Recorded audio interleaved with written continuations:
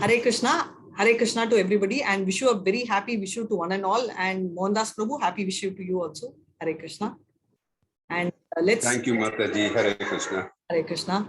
So, can anyone tell what chapter we are in and the name of the chapter? Chapter 4. 4. Thank you. And what's the name of the chapter? Jnana Yoga. Yeah, very nice. Thank you so much. Transcendental Knowledge. Thank you, Prabhu, and thank you, Simran. I ask you the same question. I am so happy today you all are able to answer this. Now, Jnana means knowledge, and transcendental knowledge means spiritual knowledge, right? Anything which is not related to material, anything which is related about the modes, right? Yesterday, I gave you a brief, very quick liner on the mode of goodness, passion, and ignorance, right? When we were doing the bridge. So today we are going to see transcendental knowledge, which is going to bypass these things, and it's much higher. So before we start with the session, let's start off with Mangalacharan. Hare Krishna. Om Namo Bhagavate Vasudevaya. Om Namo Bhagavate Vasudevaya. Om Namo Bhagavate Vasudevaya. Krishna. Om Ajnanatimrandasya Jnananjala Chalakaya Chakshurun Militam Yena Tasmai Shri Guruve Namaha. Shri Chaitanya Manobishtam Sapitam Yena Bhutale Swayam Rupa Kadamaya Dadati Swapadatikam. He Krishna Karuna Sindhu Dinabandho Jagatpate Gopesh Gopika Kanta Radha Kanta Namastute Tapta Kanchana Gaurangi Radhe Vrindavaneshwari Vishabhanusute Devi Pranamani Hari Priye Mancha Kalpatarubhyascha Kripa Sindhubhya evacha Patitana Pavanebhyo Vaishnavebhyo Namo Namaha. Jai Shri Krishna Chaitanya Prabhu Nityananda Shri Advaita Gadadhara Shrivasadi Gaura Bhakta Vrinda. Come on, all of you. Hare Krishna, Hare Krishna, Krishna Krishna, Hare Hare, Hare Rama, Hare Rama, Rama Rama, Hare Hare, Hare Krishna, Hare Krishna, Krishna Krishna, Hare Hare, Hare Rama, Rama Rama, Hare Hare. Hare Krishna. Okay, as you correctly said, Jnana Yoga.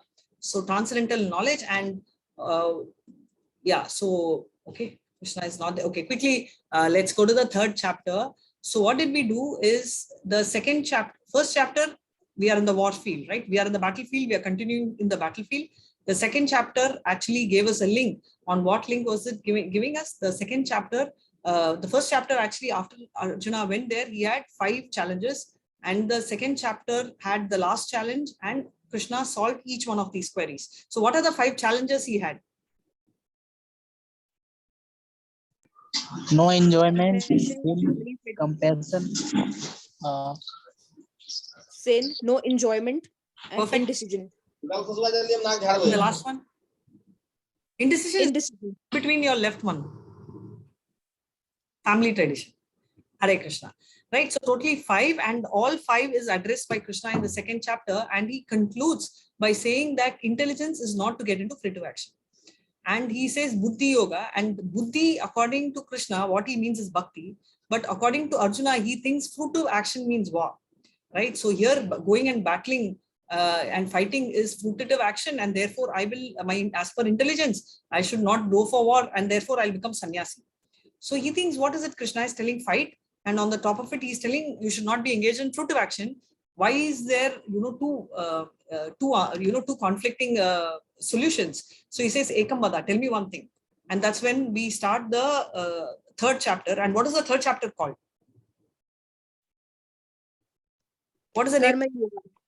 Thank you so much. Third chapter is important because fifth chapter also will have a very similar name. So Karma Yoga is the name of the third chapter. And Krishna tells, follow what's called the Neshkama Karma Yoga.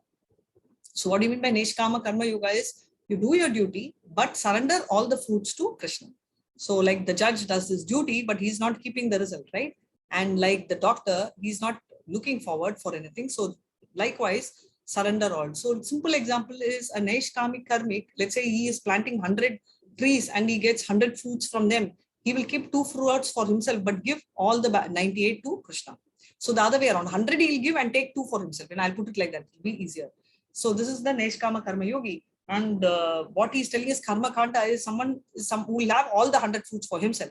He's telling how you can go from there to karma yoga, and you lead by an example. Give a proper example and lead by that particular example, right? So that's what he says. Yad yad acharati shesas tattat eve tanujuna sayat pramanam kurute lokastat anuvartate, right? And greatest enemy is lust. And the lust we saw is at 3 levels. Does anyone remember the 3 analogies given for the lust yesterday? Can anyone tell?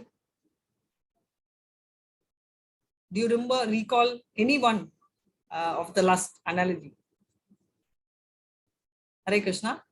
Okay, so the first one is that of a smoke, second is that of a mirror, and the last one is that of the desire is very similar to the child in the garbha, the uterus of the mother, right? So all 3 are the depth or intensity of the lust, which is explained here and the 3rd chapter, right? And the various levels of intensity.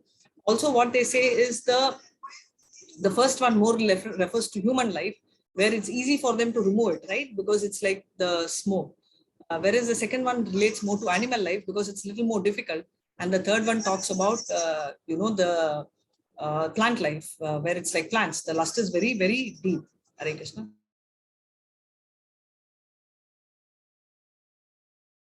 Hare Krishna. So we are going to the 4th chapter.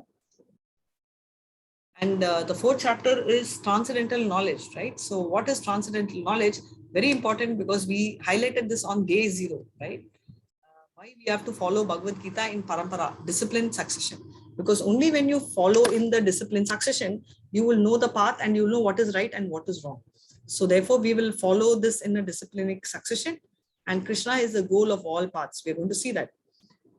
So he is saying, Ye yatha ma prapadyanti. So we're going to see like how Krishna is the path for creating varnashram. And what is karma yoga? 4.16 to 24, we'll say karma no api bodhavyam, right? So what is karma yoga? Yoga is from a Sanskrit word called yuj, which means connecting to God. Sacrifice leads to transcendental knowledge, right? So which is 25 to 33, which means jnana, yagna, parantapa. So it is typically what is jnana, yagna, parantapa actually talks more from the fact of whatever sacrifice we do, what kind of sacrifices ideally will lead to supreme God, right? So, and finally, what is how should you do? Through whom? Who will be, through whom can you approach? So basically, he's going to highlight that need for a teacher, who's a guru. So we all know Bhagavad Gita is transcendental knowledge, and that's my DP too. So let's start. So I hope you all are ready. You can have your hand raised to do the reading, and I will start. Vipin, yes, you can get the 3 p.m. Hindi also. You can drop a message to Mohandas Prabhu. He'll be able to do. Simran, you can do the reading. I'll do the shloka. Thank you so much. Hare Krishna. Shri Bhagavan Uvacha Imam Vivasvate Yogam Proktavanaham Avyayam Vivasvan Manave Praha Manur Ikshvaka Gebravi. Hare Krishna. Hare Krishna. The blessed Lord said, I instructed this imperishable science of yoga to the sun god.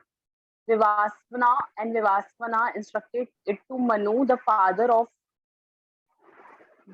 mankind, and Manu in turn instructed it to Ikshvaku.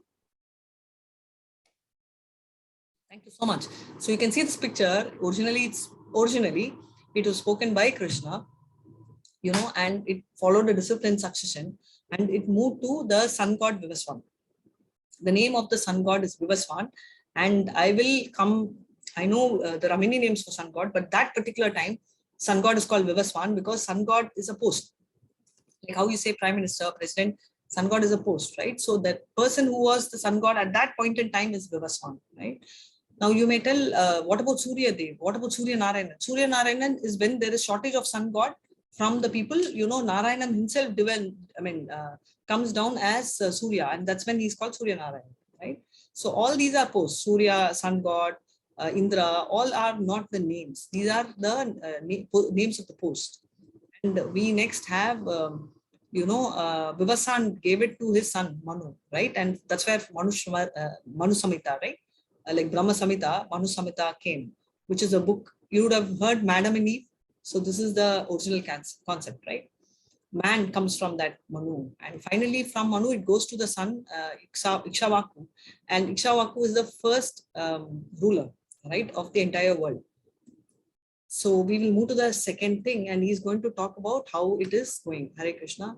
Evam parampara praptam imam rajeshayo viduhu sakale neha mahata yogo nashta parantapa. Hare Krishna.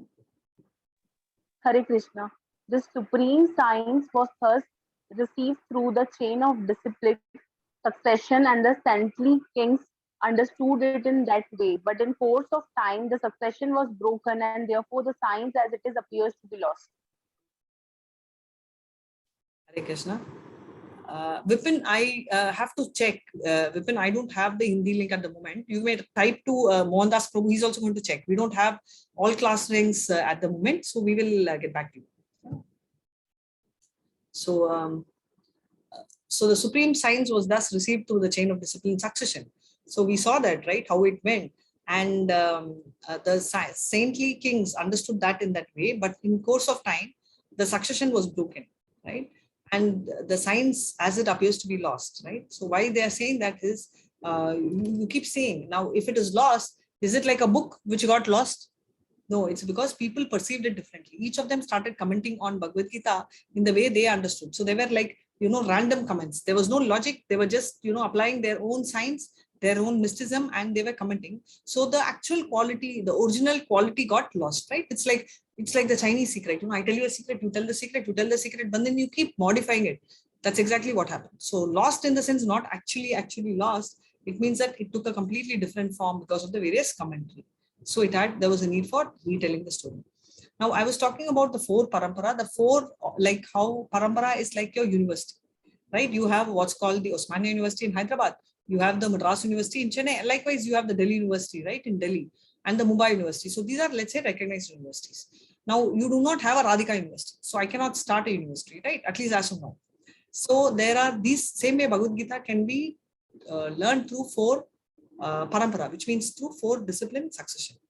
So the four of them are what's called the Brahma parampara, and ours is that. And from Brahma it goes to Madhavacharya. It's called the Madhava Gaudiya, right? So Brahma Madhava Gaudiya Sampradayam. So that's what it is called. Now Lakshmi Sampradayam, all of you know, Tirupati Ramanuja is the senior most acharya in that parampara. And the third one is the Rudra parampara, and Vishnu Swami is leading. And the four Kumaras are called the Sanat Kumaras, who are the sons of Brahma, and it's called Nimbaka Acharya. Now, all of them, it's bona fide. What we follow, I told you, is Brahma Parampara, which means Krishna equally shared with four, and Krishna told, now for us to Brahma, and from Brahma to Narada, from there to Madhavendra Puri. And then it goes on, right? So Madhavendra Acharya, all of them, comes in the same discipline, succession, and finally to Prabhupada. And finally, through Prabhupada, we are all communicating it to you. So now Arjuna is confused. He says, oh Krishna, you're talking about sun god. You're talking about so many years back, but you're my contemporary, which means you're my age, right? You all know that Arjuna and Krishna are more or less same age. So he says, you're as old as I am. Then how can you be, time traveling so much? So before that, for this, Krishna is going to answer. But before that, I would want you all to have a quick line of understanding of Brahma. You can't get too much into max, but then I'll try and explain as much as I can, right? Yeah, so it's like, so the first, what we are currently in is Kali Yuga. So this is 432 years. And just one second. Vipin, you should be able to understand. These are numbers, so it's all the same, right? So thank you so much for understanding. So Kali Yuga is 4.32 lakh years. Now Dwarpa Yuga is twice that, right? Double that of Kali Yuga. Treta Yuga is going to be addition, right? Dwarpa plus Kali Yuga will be Treta. Now Satya Yuga is 4 times. So what is these yugas? These are the four. These are called the 4 yugas, and currently we are in Kali Yuga, right? So it started with Satya Yuga. You would have known the Hiranyakashipu story that happened in Satya Yuga. Treta Yuga is Rama, right? Dwarpa Yuga is Krishna, and Kali Yuga we know currently is Chaitanya. Of course, that may not be very familiar, but what you all will be familiar is Kali Yuga is when you have, our, the whole issue of Kali Yuga is that we've heard only of Kalki Avatar, right? So there you will not have time for prayers. It's like destruction. It's just going to like Parsuram, finish up everything and go back. So now all these 4 yugas put together is called one Divya Yuga, right? And one Divya Yuga is important because 71 such Divya Yugas actually is equal to 306 million years. Okay, so the 72 Divya Yugas actually constitute one Manu. Because this, what are we going to do is we're going to see the lifespan of Brahma. So I'll repeat till now. So we have 4 yugas, right? And Kali Yuga is 4.32, like 4,32,000 years, right? So if you add everything, you get one Divya Yuga. So one Divya Yuga is equal to 4.32 million years, right? So this 4 yugas together. Now 71 such Divya Yugas. So you can imagine 71 into 4 of this, right, is 1 day of Manu. Now, how we are now going to calculate Brahma's age. So this Manu is there. So 14 Manus are there. So we are talking about, life of Brahma. Before that, we will calculate 1 day of Brahma. So there are 14 Manus, and currently where we are is we are in the 7th Manu, right? And this Manu's time only is called Vivaswan, right? We were seeing Vivaswan. So this is what it is. So it is equal to 14 Manus constitute 1 day. So when you calculate 14 Manus, right, it comes to 4.32 billion years, right? So 4.32 billion years. And what happens after that is then with that you calculate life of Brahma, because 1 day of Brahma, you can then start multiplying 1 day of Brahma into, you can put what is one day into 2 becomes a night also. So that you have to multiply by what, like 124 hour you got, that into number of months, into 1 year, how many days are there, into 100 years, right? If you will get this number called 311 trillion years. So that's the life of Brahma. It's very long, and it is also going to be clear that the Brahma is not eternal. He will also have death, right? So everybody in the world, in the material world, is having death, which means Brahma is also in the material world. Not in earth, but in material world, right? So 50 years of Brahma has passed. So how we know is we saw, right, 7th Manu. So therefore, this is the max. So 6 Manus are over, because if we go back to this, you see, I told we are in the 7th Manu. So therefore, 6 Manus are over.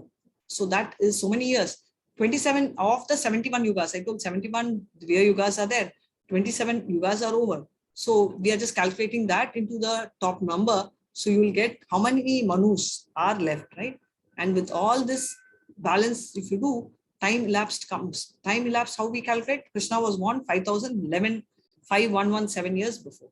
So this is how we came across, right? And what is life of Manu? We saw that life of Manu is this. Right? So similar calculation, it is all given. So life of Manu becomes important because as long as Manu, because we saw Manu told to Ikshavaku. So just we are estimating the life of Manu's age to understand what will be the time when Krishna spoke this Bhagavad Gita, right? So the life of Manu tells 120 years. So therefore, Gita says that 120 years ago to Vivaswan it is spoken, right? Because it was spoken to Vivaswan. So many years back it was spoken to Vivaswan. So it is very clear. So Gita came to earth. This is Bhagavad Gita is appearing in Mahabharata. It's called something called the Chanti Parva, 348 verse 50 chapter, 51 and 52 verse. So we can go back to that. And what does they say is, in the beginning of the Treta Yuga, the signs of relationship with Supreme was told. So this happened in the beginning of Treta Yuga by Vivaswan to Manu. Manu we just saw, right? Manu told to his son Ikshavaku. He is the king of the earth and the forefather of Raghu, which means Raghu dynasty. You all would have heard of Rama in the same dynasty. His forefather is Raghu, and Raghu's forefather is Ikshavaku. Therefore, Bhagavad Gita in the human society is there since, Ikshavaku's time, which roughly comes to, typically that time here is mentioned here, about 2 million years ago, right? So 1 day of Brahma, it's all a lot of calculation, but I can just tell you 1 second of Brahma is 1 lakh years. So how does Krishna appear? Now we are moving to a very important point. So first we were talking about the tenure, right? Life. How does Krishna know? And he was talking about history. Now we are going to see how Krishna appears, right? So let's see that. Hare Krishna. Ajo api san avyayatma bhutanam ishvaropi san prakritim swad adityaya sambhavami atma mayaya. Hare Krishna. Hare Krishna. Although I am unborn and my transcendental body never deteriorates, and although I am the Lord of all the sentient beings, I still appear in every millennium in my original transcendental form. Thank you so much, Hare Krishna. So he very clearly says he's unborn, right? So there is this Atma Maya, means on his own accord he has come. So anybody in this class decided that I need this kind of a father? I mean, you'll want, that's different. But did you all plan choose your parents? Anyone in this class had a chance to choose your parents? No. Yeah. So we are unfortunately not lucky enough to choose a parents, but lucky enough to have parents. So in this case, what happens is Krishna chose, right? Because he came on his own will. For us, we all come not on our will, but broadly on the karma we do. Right? We'll see more. And when, so first question is how he comes on his own will. When does he come? He's giving this answer. Hare Krishna. Yada, all of you will be familiar with this verse, right? It's at least in the TVs. Yada yada hi dharmasya glanir-bhavati bharata abhyuttama dharmasya tadatmanam srijamyaham. Familiar? That's why I gave the same bit. Yeah? Hare Krishna. Please go ahead. Hare Krishna. Whenever and wherever there is a decline in religious practices, O descendant of Bharata, and a predominant rise of irreligion, at that time I descend myself. So before I will explain that, meanwhile, can anyone tell me in the picture? You can type in the box, or you can tell me what picture is that? You know, who's the guy who's in the sword, who's riding the chariot? Can anyone tell? You can guess. So what Krishna is telling is, whenever and wherever there is religious practices, religion does not refer to Christian, Hindu, Muslim. No, they are talking about dharma. Right? What religious practice here refers to dharma, right? It's not the understanding of our religion and removing religion here. So like how I spoke about sacrifice, we have to be careful with each word. O descendant of Bharata, and a predominant rise of irreligion, right? We have seen that, whenever adharma falls down and irreligion goes up, and that time I descend myself. So he's telling that's the time when I really come down. So this is when Krishna comes, and Yuga after Yuga he comes. So why does he come? He's now going to explain why. So first we saw how he came on his own accord, when he came, right? When irreligion comes up. And why does he come? He's going to answer here. Hare Krishna. Paritranaya sadhuna vinashaya cha dushkritam dharma samsthapanataya sambhavam yuge yuge. So he comes Yuga after Yuga. Yeah, please go ahead. Hare Krishna. In order to deliver the pious and to annihilate the miscreants, as well as to re-establish the principles of religion, I advent myself millennium after millennium. Hare Krishna, thank you so much. So nicely read. So what he's saying is, in order to deliver the pious and to annihilate, right? So it is not just to kill. For example, Hiranyakashipu's son was there, Prahlad. So he also came because he wanted to protect the pious, right? He came for Prahlad more. Parallelly, because to kill Hiranyakashipu, he can send a Sudarshan Chakra from there. He may not be present here. But he came for the purpose of both, right? Annihilation and doing this. So now, okay, we saw for how, when, why, and now we are going to see what is the benefit, right? What should I know? So he's going to answer the benefit of why. This is the most important thing, because we always want to know why. Why should I do? What is in it for me, right? Hare Krishna. Janma karma cha me divyam evam yo veti tatvatah taktva deham punarjanma naiti mameti sojuna. Hare Krishna. Hare Krishna.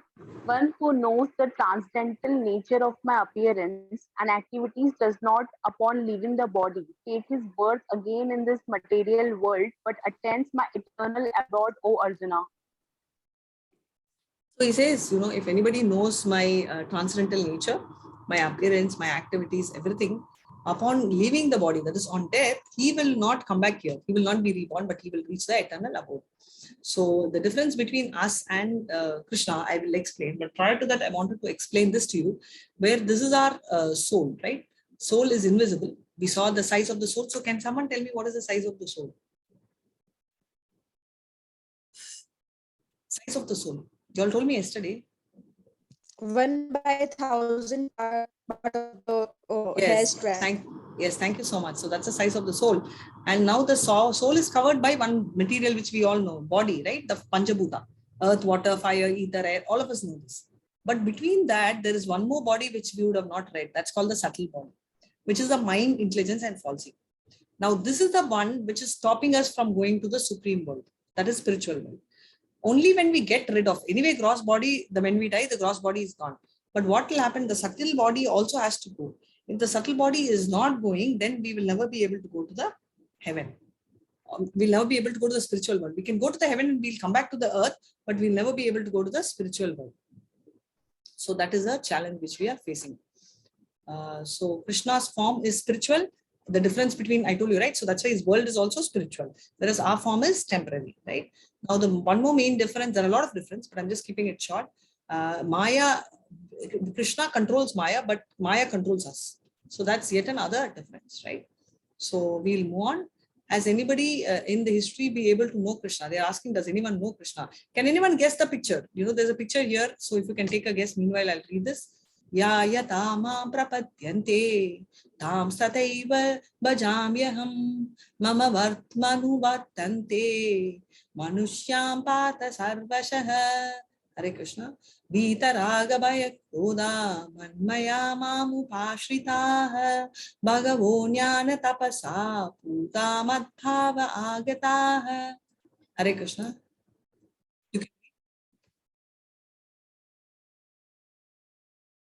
Please go ahead and read. Hare Krishna. Being freed. Go ahead, read. All of them, as they surrender under me, I reward accordingly. Being freed from attachment, fear, and anger, and taking refuge in me, many persons in the past became purified by knowledge of me, and thus they all attained transcendental love for me. So very clearly what he's saying, being freed from attachment, right? Fear, anger, attachment, all this you fully absorbed in me, therefore you take refuge of me is what he says. Many persons in the past became purified by the knowledge, right? So in the past they were all getting pure only by my knowledge, and thus they all attained the transcendental loving abode. So what he says prior to that is all of them, as they surrender onto me, I reward about. These two go hand in hand. So what Krishna is telling is anger and all this, if you can get rid, and if you actually, even in the past it's happened, if you surrender onto me, you will be rewarded. And how I reward?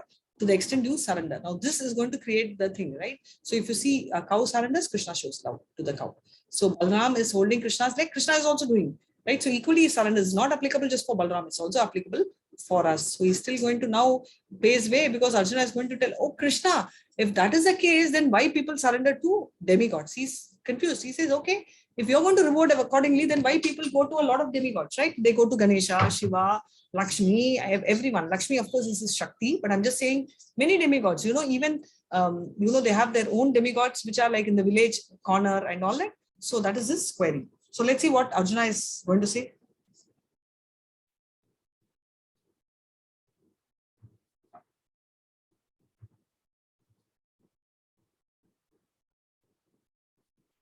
Yeah, please go ahead and read.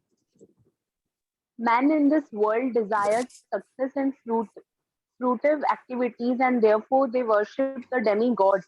Quickly, of course, men get results from fruitive work in this world. So men in the world desire success in fruitive activity.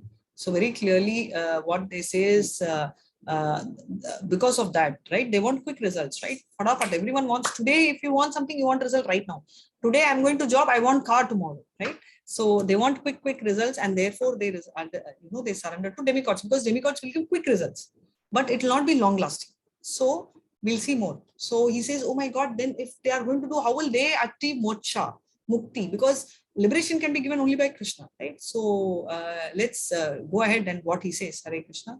Chatur varnyam maya shrishtam gunakarma vibhagashah tasya kartaram api mam vidya kartaram avyayam. Hare Krishna.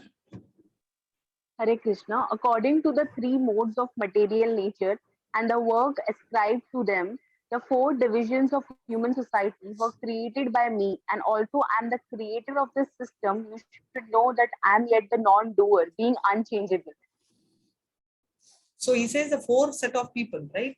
are there. Example, Brahmana, right? Brahmanas, we know, are majorly into telling Vedas. Kshatriyas are going to be warriors. Vaishyas are businessmen, and we have the Sudras. So if they can do the work exactly, instead of doing somebody else's work, if they do their own work and work in unity, automatically they will have a way, because they will get purified and they will reach me, is what he said. Now, thank you, Mohandas Prabhu. So this picture which I was telling refers to Shishupal, and the story I'll tell at the end if you remind me. Right? So what happens to Shishupal? Shishupal is his cousin, and I'll tell the story at the end. So now we'll move on further. Hare Krishna.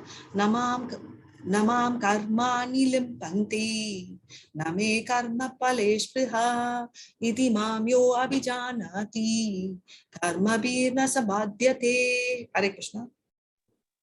Hare Krishna. There is no work that affects me, nor do I aspire for the fruits of action. One who understands this truth about me also does not become entangled in the fruitive reaction of work. Hare Krishna, so nice. So he says there is no work that affects me ever, right? Nor do I aspire. He says I don't aspire anything at all. I don't expect any fruits. But why is he talking so much? Why is he advising? He says it is for my own good. This is Sudama. See, Sudama is a very poor Brahmana, but Krishna still maintains a formality of cleaning his leg and all that, right? We already saw in the 3rd chapter, right? He is setting example. We saw like Janaka Maharaj and Krishna himself leads by an example. So he says there's nothing which is binding. There's no rule that Krishna has to do anything. But he says by doing this, people can escape from this fruit of action. So we see this particular picture. By doing a vikarmic activity, what happens is he gets completely he goes to the hellish planet and again comes to the earth. By doing pious activity, he goes to heaven, again comes to earth. Whereas what we need to do is good activities, which are definitely we have to do good activity, but even that credits, if you go to Krishna, you go to Swarga, not Swargaloka, but go to Goloka Vrindavan, right? Goloka Vrindavan is called Mukti or the Vaikuntha. 4.17, Karmano hapi bodhavyam, bodhavyam cha vikarmanaha, akarmanascha bodhavyam, kahana karmano gatihi. Hare Krishna.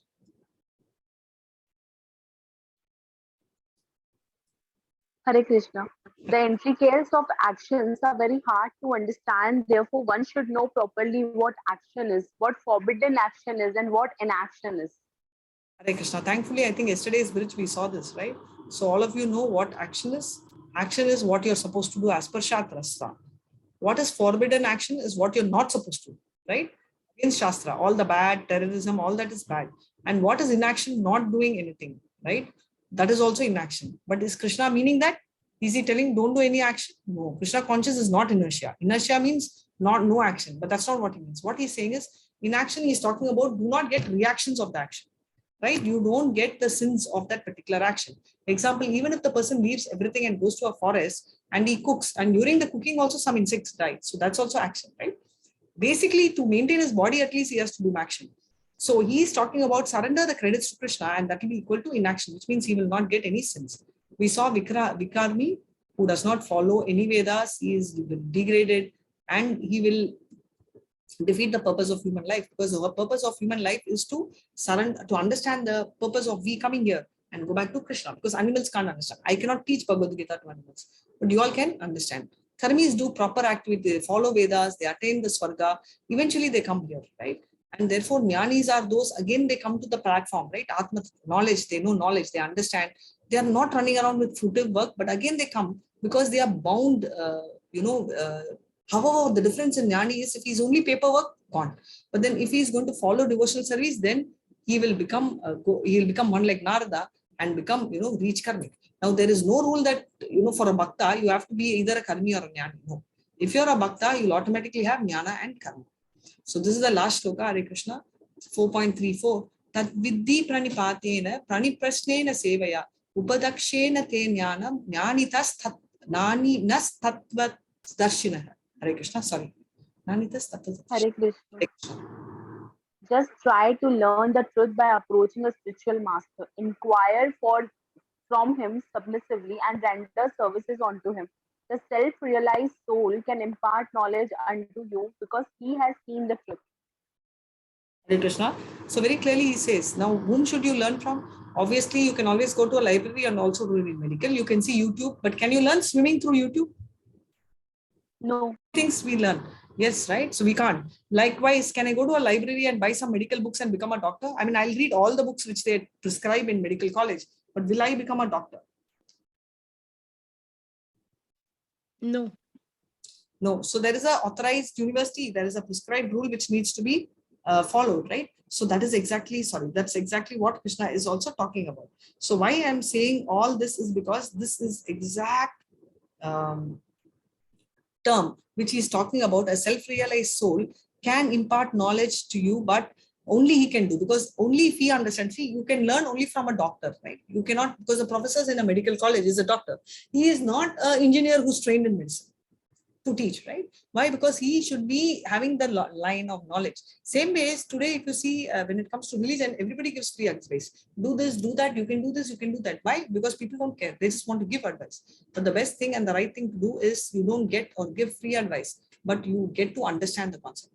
So that is why he says a self-realized soul can impart knowledge onto you, because he has seen the actual truths. That is beautifully explained. So chapter 4 summary, you see, transcendental knowledge about Krishna. He is talking about 4.1 to 4.10. What Krishna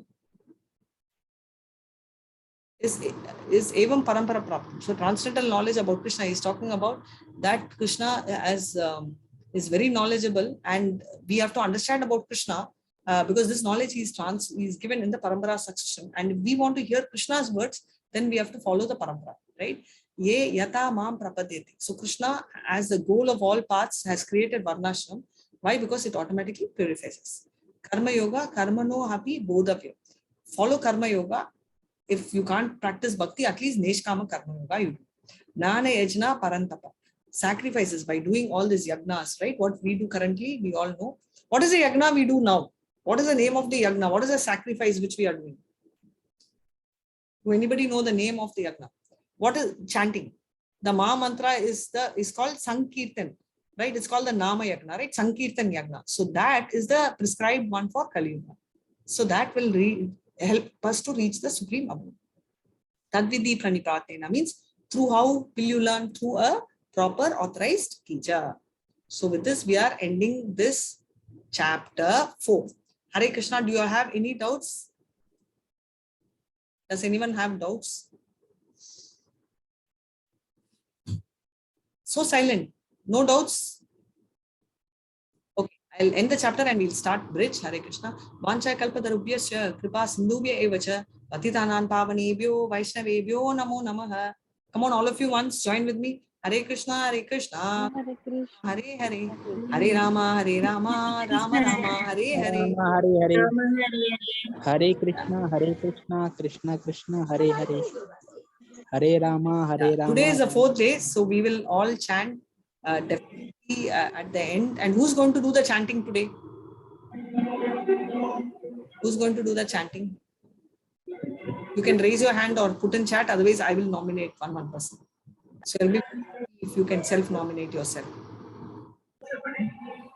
Yeah, you can type in chat. There are too many noise disturbance. So I'm going to knowledge. I'm keeping it blur background because it's very glaring, right? Knowledge itself is confusing. So let's try and how we can understand transcendental knowledge. So for that,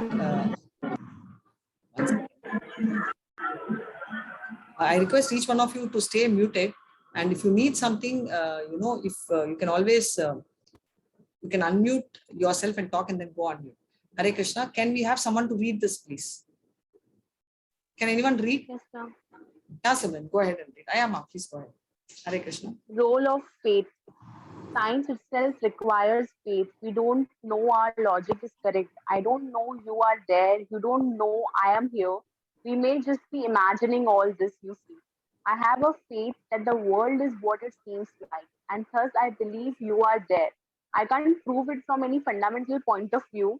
Yes, I have to accept a certain framework in which to operate. The idea that religion is faith, science is knowledge, I think is quite wrong. It misses the actual basis of science, which is faith. We scientists believe in the existence of the external world and the validity of our logic. We feel quite comfortable about it. Nevertheless, these are the acts of faith. We can't prove them. Hare Krishna. Thank you so much. So science itself requires faith, right? So anybody says that I don't believe in something, then it's not right, because science itself is needs faith. The idea that religion is faith and science is knowledge is wrong. Because how do we know something is right or wrong, right? Unless we trust. We are talking about scientists going to moon. So we trust the scientists, right? We have not personally traveled with the scientists. So if we are talking about faith, then faith goes in a long way. And this is told by Charles. So let's talk about gaining knowledge. There is something called epistemology. So the branch of philosophy concerned with the nature and the origin of knowledge. For example, what is knowledge? How did knowledge come originally, right? What questioning the knowledge is called epistemology. Example, where did I come from? I know I came from parents, but is that all? Where did they come from? Where is the root, right? So trying to question the knowledge itself. How do we know what we know, right? Whatever we know, how did we get to know? Now, gaining knowledge has three processes, right? One is ascending process, like Pratyaksha Praman. The current generation, we all believe largely in that, right? What seeing is believing. What I see is what I believe. And Anuman Praman is typically something like, I will do research hypothesis. If you remember physics and chemistry, which you would be still doing, or typically your 10th standard, right? You write a lot of hypotheses, either this or that. I keep, doing hypothesis and research. Now, descending process is Sabda Praman, hearing, right? Someone tells me, I don't have time for all this, but the teacher tells, for example, when in chemistry, I will do 100 things in the book and teacher tells me 100. I do research for 2. I don't have time for the balance 98, but I'm going by Sabda Praman, whatever she is told. So Pratyaksha Praman, we saw direct. Anuman Praman, theory based. Sabda Praman, bonified. So Pratyaksha Praman, let's see how challenging this is, because we cannot acquire absolute knowledge through material systems. What do you mean the absolute knowledge? Let's see. So with our material defects, we won't be able to understand everything. Why? Because we have imperfect senses. And I will prove each one of this, right? I'm just giving you theory now. The illusion, tendency to commit mistake, and cheating propensity. So let's see each one. Imperfect senses, right? Senses are imperfect. Broad senses are eyes, ears, tongue, touch, feel, right? So our senses are imperfect. Our eyes are blind beyond this range, 4,000 to 7,000. Our ears are deaf beyond 20 hertz. Between this range only we can hear. Any loud sound or any less sound, we can't hear. Ears cannot distinguish the hissing of a cooker and a train. You keep thinking, but it cannot. That's why it's Maya. I told the second point, right? Illusion, because ears can't do that. Now the tongue, we all know, right? When we want to eat a sweet and we want to eat an ice cream after a sweet, we won't do. We'll eat something which is very spicy. Why? It's the same thing. If you eat the orange after sugar, it has a sour taste, and vice versa, right? And skin, for those who are swimming, you'll understand, if the temperature outside is cold, the water is warm. Yes or no? Right? And vice versa. So why are we saying this is because if the temperature, so that's exactly what he's saying. So if the water touched with warm hands will appear cold. So the skin is also not right. So we saw eyes are fall to, ears are fall to, now skin also is gone. So, and this leads to what? Illusion, right? We have a different illusion. Also, one more optical illusion is, with a lot I'm going to show you, but then there's something called Mirage Effect. Have you seen that? In a desert, you feel there is water, but you keep going, you don't see. Same way, one more, you see horizon. You have a feeling that the sky is touching the sea. But can you follow the sea, and will the sky really touch the sea? No, ma'am. Yeah, so that is optical illusion. So let's have some good time, some time pass on optical illusion. How old will this girl be? Just take a rough guess. Don't keep analyzing too much. So just take a rough guess.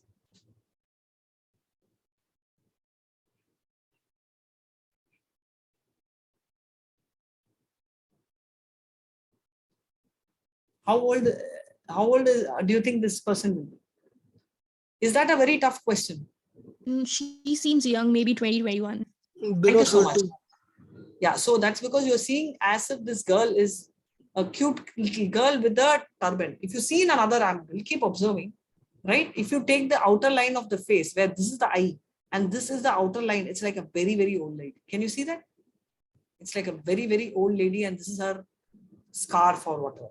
So there are two eyes, two ways of seeing it, right? That's called optical illusion. Let's see more. Can you see this shaking? You feel like, oh my God, I have to wear my glasses. Yes or no? But it's not shaking.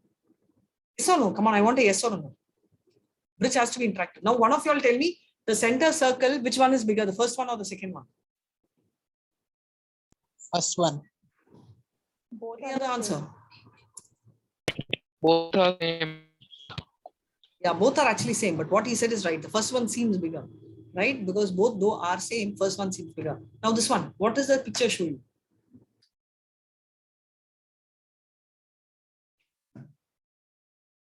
What do you see? There is an old man and there is also a woman carrying a child. Yes, there is an old man and a woman. But if you see again, close your eye and see, you will see only a woman is carrying a child, and there is this man. Can you see here? The painting of a huge man. So both you can see, right? So can you see this mountain? Keep staring at the mountain. You see that there's some face of a person, right? Which has a Person at the yeah. mountain. This one all of us would have experienced. Yes or no? Many times when you go on a holiday, we'll run at the edge of a place where they say it's a lovely view and we'll see so many forms. Similar thing we see in the moon also. Moon, you see a rabbit.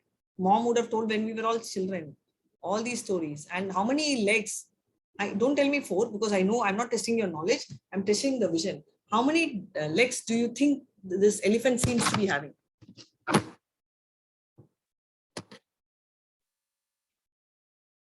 How many legs? How many legs does the elephant seem to be having? Come on, just give a number. 6. Thank you It so gives much. them 7. Yeah, mostly it looks like 6, right? So yes, 8. So that also, so this is what is the illusion. Though by knowledge we will tell no, elephant has 4 legs. Now tell me, is this horizontal lines? Are they slopey or are they straight? Straight. Straight, right? And this fellow is trying to hold something and shake. We've also tried this. If you remember Kudipina, Taj Mahal, we'll go and hold something on the head. I also tried something funny like this. You'll hold it and you look as if you're holding it by the hand. You'll keep like this and all that, right? So now we'll move to the tendency to commit mistake. There is something in typewriter. It seems many years back it was there. It said E and OE, which means errors and omissions exempted, which today we don't have because we have a backspace, right? So there is widely lot of mistakes which go on, which means stars were considered pricks. And then you know that Earth was considered round, square, everything. And also electricity and heats were considered as fluids. It was true. Brain was thought as a cooling agent. Oh, cheating propensity. From where did man involve monkey? I'm not getting into that, but there's a pill down man fraud, which very clearly, if you can just Google this up, you'll read the entire fraud. There was a connection between the animal monkey and the human brain, 1912, which was made up because this fraud was revealed in 1953, that it was a human skill and a filled job. So now Hanuman Praman is hypothesis, right? It may be, where it may be this or that. That's why we have theory. They don't call it proof, right? Theory means it could be possible. There is one story to it. There is another story. Maybe like this, maybe like that. So there's always an uncertainty. Sapta Praman is hearing from a bona fide. Example, this is my father, your mom. Every one of us know our father from the mother, right? So Vedas are like mothers, so we can't doubt. No, has anyone told that I'm not very sure, let me go do a DNA checkup? We don't do that, right? So we inhabit a huge universe. And what happens is our college in that universe is a small dot, right? This is Karnataka, but you can relate to any place. So your entire south, you take a small place. If you see India, Bangalore is very small. Each of you can locate your Delhi, all that. Now let's go to the population. If you take the world map, my God, India is very tiny. Where is our state? It becomes tinier. So if it's all relative. That's a point which we want to tell. The earth, if you can see, is very small. Sun is much bigger, right? It keeps orbiting. Now, if you take Earth and Venus, they are of the same size. But if you're going to compare them with Jupiter and Saturn, you can see the size of Earth is very tiny. If you take it with the sun, you see the Earth is one dot. But from the Earth, when we see the sun is like a ball, right? Smaller than a football, probably. So how solar system itself is a small part of this universe. Why we are telling this is we find it so difficult to understand. Then how can we understand God, who's a creator and maintainer of everything, right? All the methods are, we saw 2 methods, right? This is typically how we do research, inductive, ascending, right? We do research and understand. The one is descending, which is through Shastra, Sadhu Shastra. Sadhu means a teacher who is a Dhira. Shastra means books which we are learning, right? Referring. So this we have to humbly require. So we're just taking an example of an ant, who's also listening to our class, and you see the ant, you have multiple directions and dimensions for this. Can you see there is a bomb blast? It's hearing to this. So all this issues, President of India, do you think the ant knows all this? Do you think the ant which is listening can understand the politics which is happening? No, right? So the ant is too small and his understanding is very small. So are we. So just as the ant is very small for us, God, compared to his size, we are very small. So we don't have a choice. We have to accept through disciplinic succession. That is what is written. Evam parampara praptam, right? Principle of Guru, Shadhu, and Shastra. Guru is the teacher. So so scriptures mention this, it's a word of God, and it comes from the Vedic knowledge. Infallible means it's not fallible. Also, some more points which I want to highlight. We know Earth has it has 7 continents. It was proved many years back. Plants are life. It's true now, but earlier also they did that. Human embryology. We see the third canto, last chapter. Kapil Dev explains to his mother so much about human embryology. So much he is explaining about every age, and I will play a video after this class. Just remind me of human embryology. You know how it works and all that. Some astonishing predictions. Chaitanya Mahaprabhu's prediction has come to 11th chapter and 32. Right? So this came true long back, which I didn't expect. Buddha, also they've spoken about Buddha in 1.3.24. So is Chanakya. They've spoken about Chanakya also. Even great people like Chandragupta Maurya and King Ashoka was predicted so many years ago. Why different scriptures? If truth is one, why different scriptures? So if English translation is one, this reminds me of my dad, right? He's very fond of Oxford Dictionary. There are so many Oxford. The meaning is same in all the book. The brand is same. The company is same. But the essence is same. But the audience are different, right? To address different audience. Somebody has a pocket dictionary. Someone has multiple. And there are same people who maintain multiple books of this, right? Therefore, scriptures are there to address various set of people. So with this, we will come to an end of this knowledge session. And I hope you enjoyed. Hare Krishna. Thank you so much. Some questions, I'm open for questions, and I'm going to read one question from Saloni. Is Kali going on? And it is said we have to pay for what karma we do in this life. But why still we have to pay for something done in the past life? Okay, very simple. Shaloni, can you please unmute yourself? When you were 14 years, no, I will go still younger, 12 years, you didn't study, you didn't want to study, okay? Let's say that you didn't study at all till 10th standard also, 12th standard also, you discontinued. But then, you have another friend who studied very well at that age. But that age is very small, right? 12 and 13, you don't have maturity.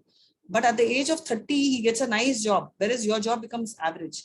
Now, why are you suffering for not studying when you were small?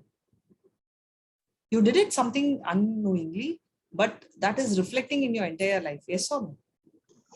Yes, Mataji. So the point is you have done something unknowingly at a younger age, but the repercussions are higher, right? Same way, what we assume is you are assuming because this life is all you can see. So you want to take ownership of this life, but actually your life of the soul is eternal. It's so much. So you have to take responsibility for this. But you have believed, and you and me, all of us, not only you, we have all started taking responsibility only for this portion of our age now. But our eternal age is this. This is just a body, right? So when they buy you a dress, right, and you take care of your dress, right, you wash it, you iron it, and keep it. You're also supposed to take bath. You're also supposed to get yourself ready, right? Comb your hair and all. If you tell that I'm going to wear the best of dress because my dad got, that is good enough. I won't dress. I won't take bath. I won't pin my hair. Just forget it. Then it's not going to work, right? Both have to go hand in glove. So if you are there in this body, you have to take care of the body. Yes, that's your job. But you also have to understand that the body is just temporary for that life. But you are relating so much to the body. That's what Krishna is explaining in the 2nd chapter. I'm not the body, I'm the soul. So you are that, your soul also is responsible. So the previous, you're trying to delink. I am concerned because let's say I'm Radhika and the body belongs to Radhika and I will take responsibility of this body. Yes, you take responsibility for this body, but who's going to take responsibility for the thing which you have done? You only are the soul. Na? It's the same soul. Body only keeps changing. So that is why karma you have to do. But we relate only to the body. Therefore, we feel, why should I take responsibility? I take responsibility because I am only that I also. Do you understand? Which you don't want to accept, I don't want to accept, and that's why we are here. The moment we accept, we will not be here, we'll be in Goluka. Hare Krishna. Thank you, Mataji. Does magic exist? I have met a priest. He told me everything about my life past. So how is it? Do you know that's your past life? The priest has told you. I'll also tell you. No, 1 second. I'll also tell you. You know what? I have to tell you this, Shivam. I have this habit of sometimes, understanding people in a very short notice. So I used to do this when I was in high school, and I've stopped this. I don't know why I stopped. Maybe I forgot. In high school, I used to tell that I know to see horoscope. Show me your hand. And I look at it, nothing, not even one line. Okay. So I would be moving with the person for about 1 hour or 2-3 days. So with that, I will tell, you're like this. And 80% of the information I will tell from the person only. Because during the first level conversation, they tell out everything. I'm a little tempered, but you know what? You know this, that. So 80% information comes from there. And the most important 20% is, what? They will tell. Everybody thinks I'm a liar, but I speak only truth. Finish. That then he's a liar only. Because that only is highlighted 3 times if the person highlights, you can be rest assured. So why I'm telling you is, do we know for sure that? Because the past life, the priest may tell, may not tell, I'm not getting into it. How do we know this? If somebody is going to predict the future, which is also possible, I'm not telling it is not, because that's astrology. That is science. But past, how do we know that what he's told is true? So this is where the difference is. So can someone talk or predict the past? Very unlikely, but I can also predict the past. You know how? It's given in Bhagavad Gita. If someone is very calm and composed, which I'm not, it means the previous past life, we were cows. And someone who's very aggressive like us, or rather me, is a tiger or a cat or a dog, because we are in mode of passion. And if someone is so rude and fighting and all road fights or very jealous, in the previous birth they were snake. I'm also predicting because I've read a little bit of Shastra. So if you show the hand, I will see you and I will also predict. So why I'm saying is, if someone tries to predict, that's not true, because ask them proof. Don't speak out of knowledge. Tell them where did they learn how to predict, and then we will go. See, we are not blind believers. Prabhupada, one thing beautiful about him is, he says, believe, but he never said blindly believe. He says analyze and follow. Pick up one and follow that. Right? So that's what matters. Hare Krishna. Hare Krishna, Mataji. Thank you. Hare Krishna. Thank you so much. Is there anything else? Hare Krishna, Mataji. Yes. One more question. Does really magic happens? Like, I really want to know. What happens? Magic hota hai kya, like in the word? Because So 2-3 different things. Magic means you're talking about the magician, right? Or you're talking about something else? No. Like when I met him now, he was telling every single thing about my native place, where my things are kept, where all the things, how I grown up from childhood to right now, how many relationship I had, how much score I had, everything he was telling a bit by bit, every single thing. that I've also experienced. So basically, that is not magic. That is basically science.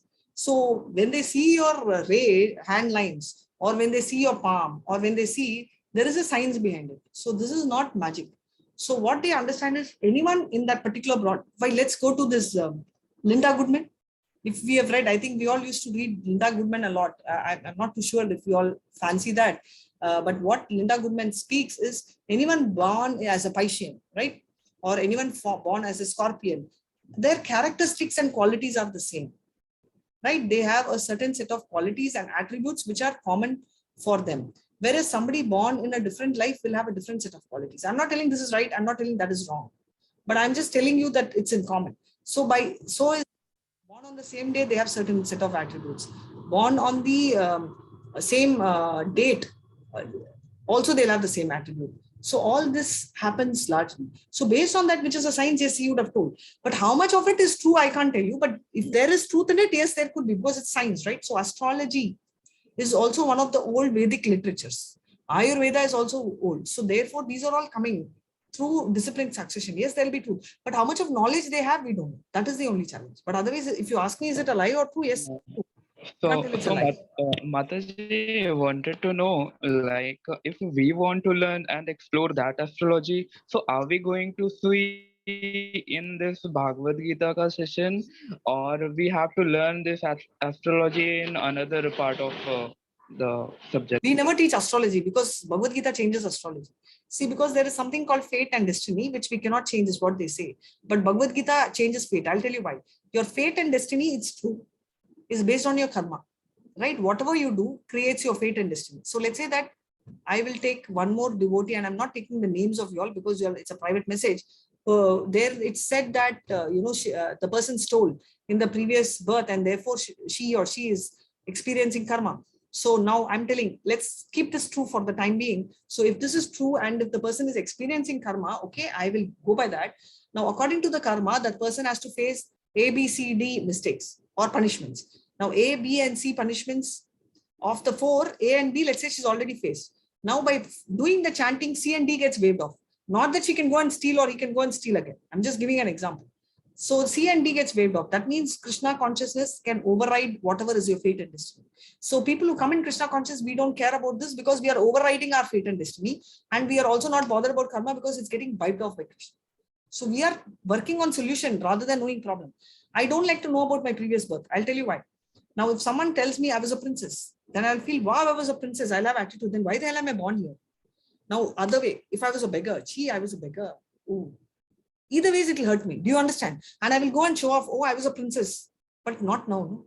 So it's not helping me. And many people use this for money. They say that, you do this yagna to this devata, it will get cured. Nobody can do. Devatas do not have the power to remove your karma. Only Krishna has. And therefore, it is authorized. As you wait and see the progress to the 18th chapter, you will be totally convinced.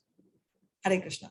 I hope answered both the questions. Yours as well as Hare Krishna Mataji. One more doubt rise from this topic only.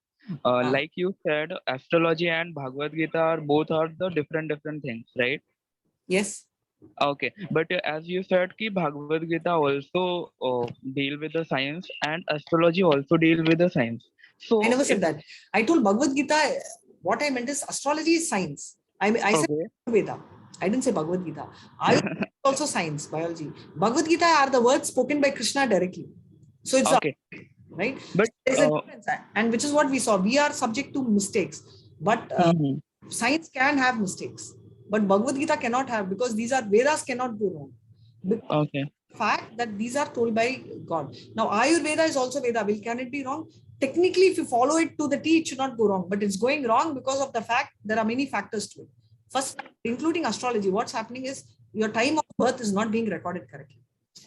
The time which is recorded, how do we know it's correctly recorded? Right? The doctor tells 5:20 or 25 or 30, they don't even care. So we don't even know the basic. Same with Ayurveda. They don't have so many leaves or understanding of botany of how the trees are working, so they won't be able to tell you. So these are the drawbacks which people are experiencing. So that's the issue. Do you get what I'm saying? But Bhagavad Gita is from Krishna himself. Okay, Mataji. But still, I'm not clear with this. Like, if everything comes under Bhagavad Gita, then how astrology can be different from Bhagavad Gita? Everything does not come under Bhagavad Gita. Bhagavad Gita is the cream. Everything is covered by Bhagavad Gita. So astrology is one part, and it's not under Bhagavad Gita. Astrology, right?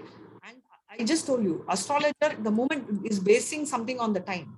So if the time is recorded wrong, everything can go wrong. Okay. So the fundamental itself can go wrong. No, I'm not trying to. So we know a lot of people, when they say astrologer has said, for example, my aunt, my cousin was crying when she was a kid, and my aunt, she was saying that she would die when the aunt is 12 years, when she was 12. But so many years have gone. It's maybe 10, 15 years which has passed by, and she's perfectly fine. That's her mom. So what happened to astrology? So I know a family friend of mine, and they told that he's got long life. And the girl also had a long, we call it, the Mangalyam. I don't know what you tell in English. That she can really save her husband. But he died at the age of 31. So this is all predicted by astrology, and they go wrong because the original prediction itself, even assuming it is perfect, The details may be wrong. No? The date of birth could be wrong. Place of birth can be wrong, because it's a science based on the proof which you give, right? The proof which you give may be wrong, which means the science can also go wrong. That's what I'm saying. In Bhagavad Gita, there is no science linked to you. The science is linked to everyone. So 5,000 years back, it is spoken is fine. Today you saw it was spoken 2 million years back. Even then, the book is same, content is same, because it is eternal, imperishable, and it's permanent, right? So it is not addressed to one, it is addressed to all, not just humans, but all species of life. Hare Krishna. Hare Krishna Mataji. One last question. Are we going to see some part of astrology under this session? Sorry, I didn't Kind get of- your question.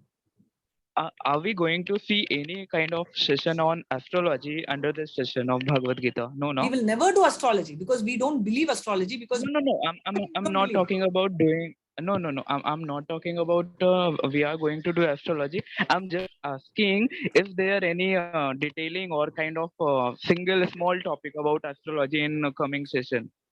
Krishna does not Under waste his time in astrology when he is in the battlefield fighting. So if you have okay. to write your exam, will you be going to an astrologer or will you be opening the book? Exactly. I will be opening the Right. book. So if anybody is doing astrology, for example, I had my cousin in when we were studying. Okay, this was in Yeah. before 10th standard, and there was this astrologer who came, and I am a very strong believer of all the good things in astrology. And if he tells bad, I will not. But it needs a lot of courage to take only the good and leave the bad. So he saw the hand of my cousin, and this was our pre-10th, right? And he told that you won't be able to focus or study or do anything for the next 7 years. Just imagine pre-12, your 10th, 11th, 12th, okay? First year, second year, third year, fourth year, and he wanted to do medicine. So imagine that will be your 7 years, right? I mean, you won't care if someone tells you when you're at 30 years that you can't study. You will tell what is there to study. But imagine when you're 14 years and you're just going to write your 10th, that's when it hits you. So that's what matters. So I don't say astrology is bakwas, but I'm just telling that not too many people follow astrology. Though know astrology, many things could be wrong. Hare Krishna. So we are not going to read astrology. We believe that Krishna will do chanting. So all of you, and this is coming in the 18th chapter, where Sarva Dharmyam Parityaga, Mam Ekam Shmaranam. So why is he saying, of course, I'm not getting to the shloka. He's telling, abandon all religion and surrender on to me. It means not that if you're a Christian, give up Christianity, Hindu. No. He's telling that whatever foolish faith you have, or if you don't know what to do, don't bother. Just give up all that and keep focusing, and then I will take care of everything. So we are going to follow Krishna, and that's why we are chanting. I don't understand. For 7 years, Shani is for 7 years. No. Why are we worried about Shani when Krishna is with us? Shani is a devata, is a demigod, right? And he can influence only so much. The moment we take the chanting beats, they are all devotees of Krishna. They will not even come in our way. Not only Shani, you will unwind a lot of things like ghost, black magic. All this is true or not? I will answer this tomorrow. But before I answer this, today we are here. Krishna is here, and we are like this, right? So anything can come before us, whether it's astrology, Shani, ghost, black magic. But if we turn this side, we can be so far. Can you see? So far also is fine. But if we turn this side, wait, let me move this side. Yeah, so far also is fine, but nobody can come in between. You see that nobody can come in between because Krishna is right here and he's going to like bash. So that is what matters. So what is important is not how close we get to Krishna, but are we first looking at Krishna? We're working towards that. So becoming a devotee is by looking at Krishna. How much we practice will make us closer to Krishna. Hare Krishna. By even looking at Krishna, none of this have a role to play.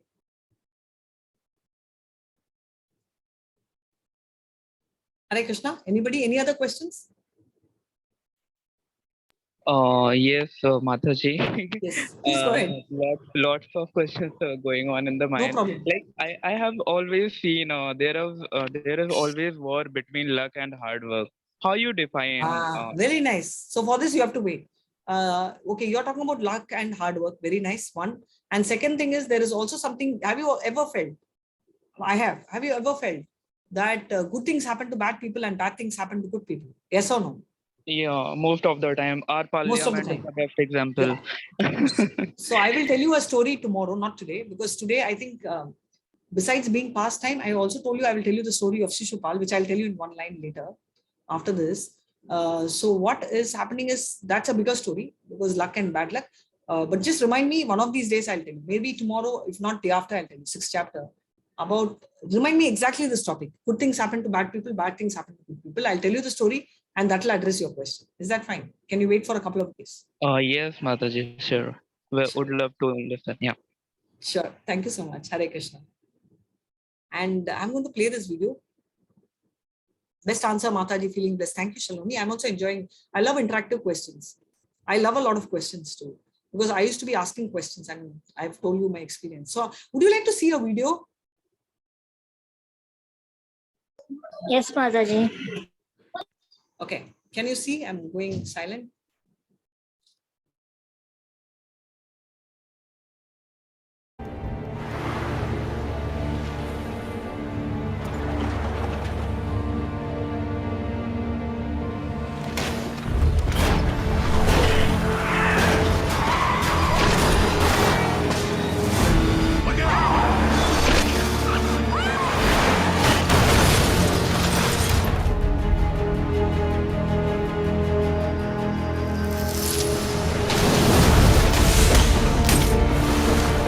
Body is no more usable. Then the body is finished and the soul again enters another body. This is called Transpiration. What is the next body you are going to get? You must have information.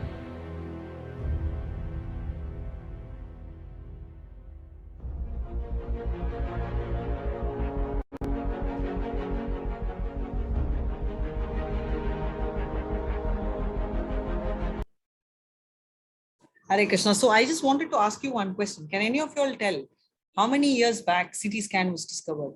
Just give me a rough number. There's no right or wrong answer. Neither do I know the correct answer. Can anyone tell how many years ago CT scan was discovered? Approximately. Okay, can you tell me whether your great-grandmom, they did a CT scan for your great-grandmom? No. Grandmother? ma'am. Not sure, right? So maximum, let's keep it as 100 years. But this particular, so that is when they spoke about the body, what time the age, what age the child came on. But this particular video is a video taken from the notes given in Srimad Bhagavatam. And I have checked with a gynecologist and says perfectly it matches. That is why we have to believe Vedas, because it tells what age the fetus developed, what age the fingers came, what age the lungs developed, what age the organs came. So accurate, right? So we don't have any, you may tell that, okay, they saw a CT scan, but that should be 100 years old, but this was 5,000 years back, right? And you know, a baby in the stomach is very small, so they can't touch and feel, you know, like the blind man sees, you know, he touches, he knows, okay, my face is like this, my nose is like this, some eyes he can imagine. That's not going to happen, right? Because the baby is very, very small. So how did they know? How did they know? Today they are talking about, you know, cow dung is very healthy or whatever. It's an antiseptic and people are importing. But in fact, from India, they're importing and they are making their own brands, right? So expensive. I also said, I saw Amazon Prime also said, I'm sorry, Amazon shopping also sells cow dung, because, but this was done long back. During Rama's time, the cow urine, which is considered sacred, was drunk by Bharat Maharaj, who is the brother of Rama. So how did they know all this? Because whatever Veda says is written by God, Vyasa himself. That's why it's so perfect. Because if man writes, there will be errors, right? Because we just saw the errors which we are subject to. So that's what makes a huge difference. So I hope this answers your question. If there are any other doubts, you can ask. Otherwise, I can end the session. Before that, remember today is the 4th day, 4 into 6. 4 into 6, max to you people should tell. 24. Faster. So 24 times, who's going to chant? Shivam Prabhu, can I have you to chant today, please? 24 times you can chant and then we'll end the session. Hare Krishna. He's so silent. He ran off. Oh my God. Is it so risky that... Okay, now I'm going to ask you all to chant. You all decide. Oh, Shivam, you're there. So sorry. I thought you left. I couldn't see you. Who's going to chant? Anisha. Hare Krishna. Why so silent? Ask a very Herculean task. Yes, Manisha. Yes, Mataji. We'll chant. So sweet of you. I'll stop the recording. Just tell everyone, wish me Hare Krishna one time. Mataji, little disturbance over here. That's why I'm unable to. But I'll try to join. Not join, you'll chant. 1 second. Everyone tell Hare Krishna. I will go on mute and then you can chant 24 times. Thank you so much. Hare Krishna. Hare Krishna, everybody. Hare Krishna, and thank you so much. We'll meet again. Hare Krishna. Hare Krishna. Hare Krishna. I'll stop the recording. Hare Krishna, and you can start.